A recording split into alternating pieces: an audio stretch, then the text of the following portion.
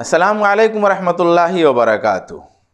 नाज़रीन, हमेशा की तरह से मैं फिर एक नए एतराज़ के साथ हाज़िर हुआ हूँ जो मुल्हिदीन और गैर मुस्लिमीन दोनों की तरफ से है। इंशाअल्लाह बहुत सारी वीडियोज़ में हम ऐसे भी एतराज़ात लेकर के आएंगे जो सिर्फ़ मुल्हिदीन के होंगे, लेकिन बहुत सारे एतराज़ात ऐसे हैं जो दोनों तरफ से होते हैं, मुल्हिदीन की तरफ से भी हो रहे हैं और गैर मुस्लिमीन की तरफ से भी हो रहे हैं। जो मैंने अभी तक, मेरी जो वीडियोस अभी तक आई हैं और ये वीडियो जो है वो सब एतराज़ात ऐसे हैं जो मैंने गैर मुस्लिमीन को भी करते देखा और पढ़ा है, और इसी तरीके से मुल्हिदीन को भी ये एतराज़ात करते हुए देखा और सुना है और पढ़ा है। तो नया एतराज़ जो मैं लेके आया हूँ वो ये है कि जहाँ पर रसूल गिरामी सल्लल्लाहु अलैहि वसल्लम की ज़िंदगी पर और आपकी पाकीज़गी पर ये दाग लगाने की कोशिश करते हैं, वहाँ पर एक बड़ी अजीब बात कहते हैं। वो ये कहते हैं कि जब तक खदीजा ज़िंदा रहीं रज़ियल्लाहु ताला अन्हा, तब तक मोहम्मद सल्लल्लाहु अलैहि वसल्लम को दूसरी औरतों की तरफ देखने की हिम्मत ना हुई। क्यों ना हुई? उनका सियाक़ो सबाक़ ये होता है उसमें कि वो रईस ख़ातून थी, मज़बूत ख़ातून थी, तो उनका दबाव था और उस दबाव की वजह से ये इधर उधर देख नहीं सके, और इशारा शादियों की तरफ है।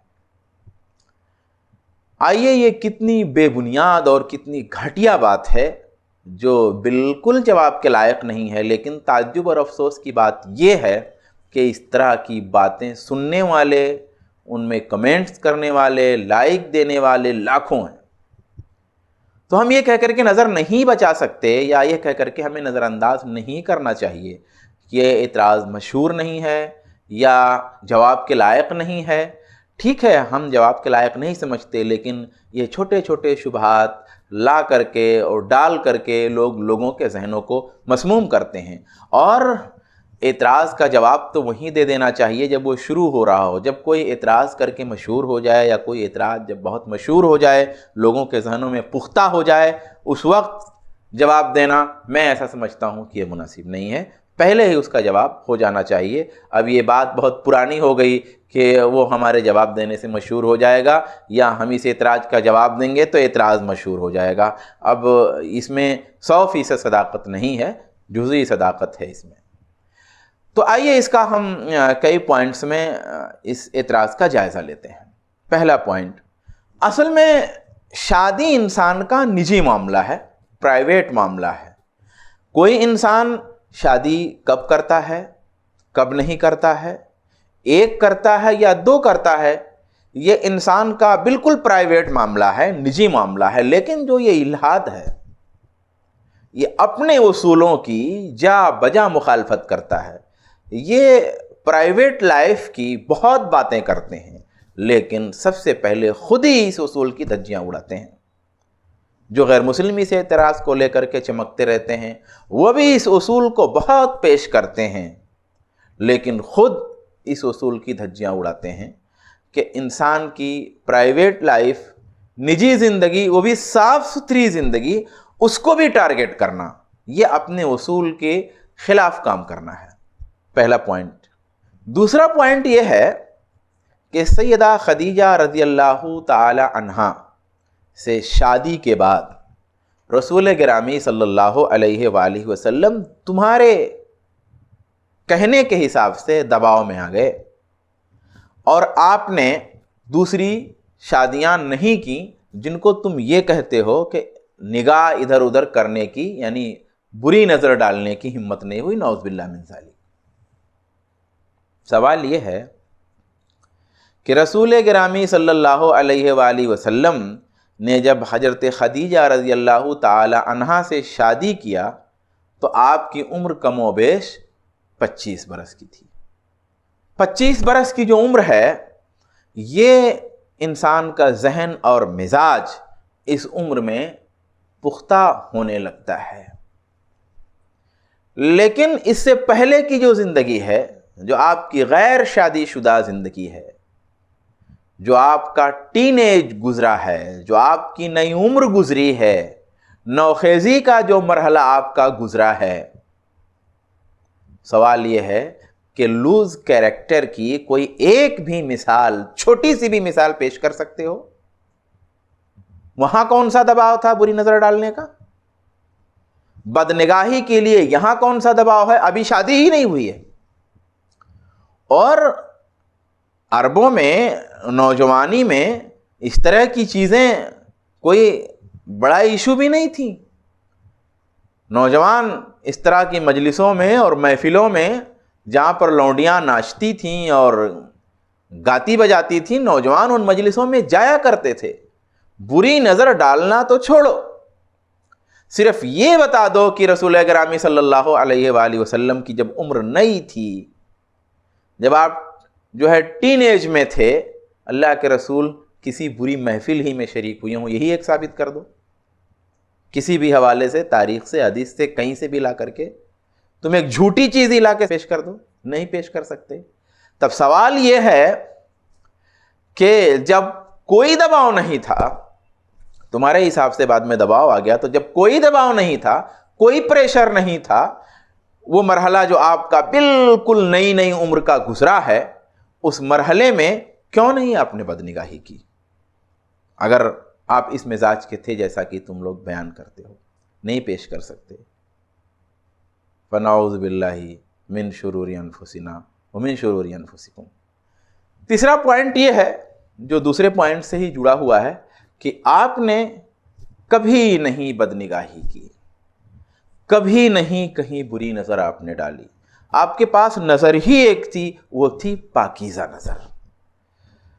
ہاں، آپ نے شادیاں کی اماں خدیجہ رضی اللہ تعالی عنہا کی وفات کے بعد۔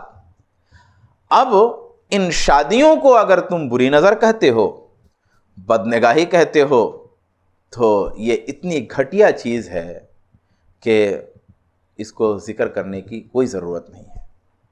چوتھا پوائنٹ یہ ہے کہ دباؤ سے کبھی حقیقی محبت نہیں پیدا ہو سکتی۔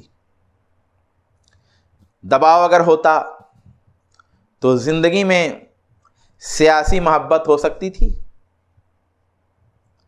زندگی میں گزارے والی محبت کا اظہار ہو سکتا تھا، اور ٹھیک ہے زندگی کٹ جاتی۔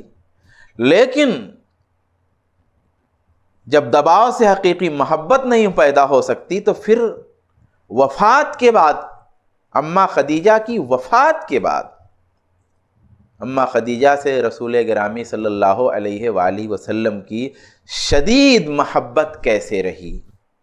اتنی شدید محبت کیسے رہی کہ رسول گرامی صلی اللہ علیہ وآلہ وسلم کی زبان سے ان کا مسلسل ذکر سنتے رہنے کی وجہ سے آپ کی بعض بیویوں کو غیرت بھی آ جاتی تھی کہ ایک خاتون جن کی وفات کو زمانہ ہو گیا، جو بزرگ بھی تھیں، جو اب اس دنیا میں نہیں ہیں، اور اللہ کے رسول کے پاس کئی بیویاں ہیں، پھر بھی اللہ کے رسول صلی اللہ علیہ وسلم کو کیا ہو گیا ہے کہ مسلسل انہی کو یاد فرماتے رہتے ہیں؟